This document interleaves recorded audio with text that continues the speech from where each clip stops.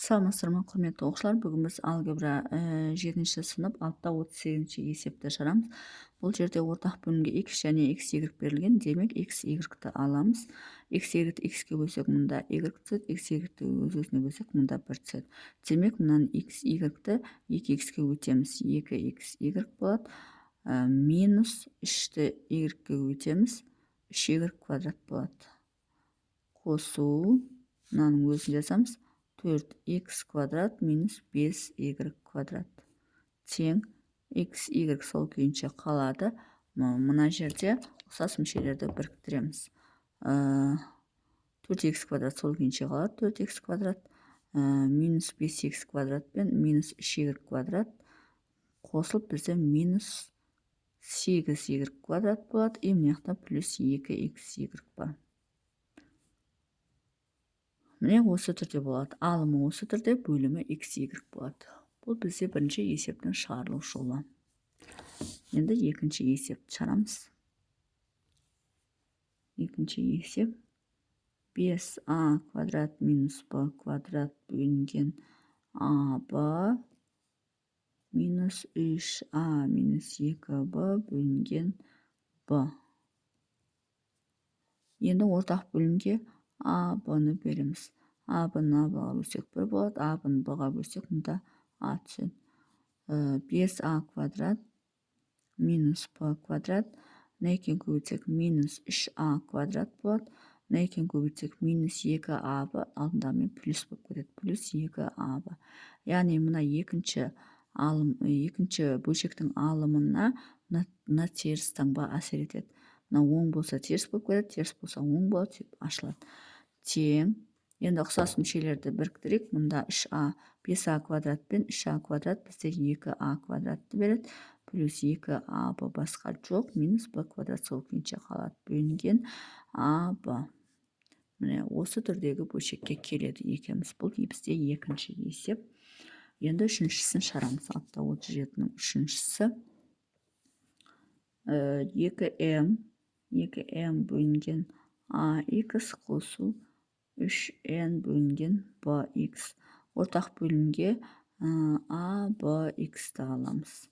abx-ті ax-ке бөлсек, мұнда b түседі. abx-ті bx-ке бөлсек, мұнда a түседі.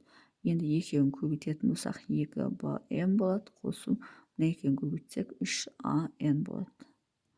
Бұл бізде үшінші есептің шығарылуы. Енді төртінші есепті шығарамыз. Төртіншісі 5a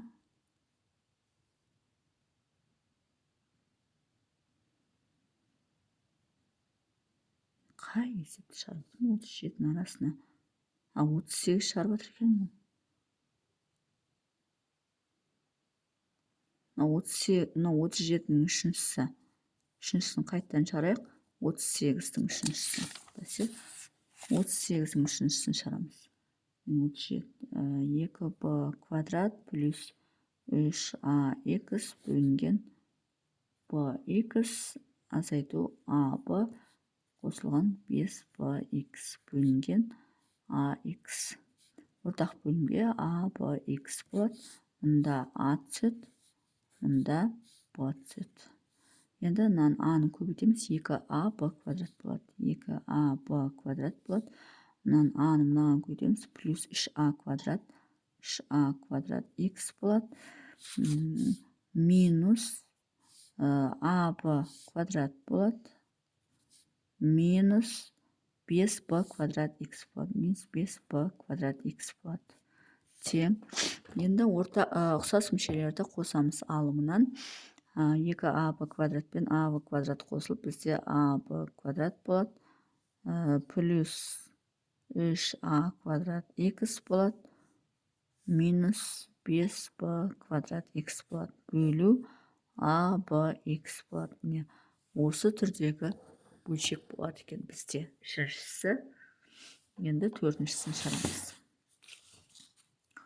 Төртіншісі 3p квадрат плюс 5mn бөлінген mp қосу n квадрат минус 3mp азайт бөлу np. ортақ бөлім mnp болады. mnp-ны np-ға бөлсек, мұнда n түседі. Мынаған бөлсек np-ны, мұнда m түседі. Енді мынаны көбейтеміз. 3p квадрат n, 3p квадрат n болады. Мынаны көбейтеміз. Плюс 5mn квадрат, mn квадрат, плюс mn квадрат, минус 3m квадрат p. 3m квадрат p. Сонда бізде ұқсас мүшелер бар ма қосылатын? m p квадрат n деген басқа жоқ, mn квадрат деген mn квадрат. Мына екеуі қосылады екен ғой.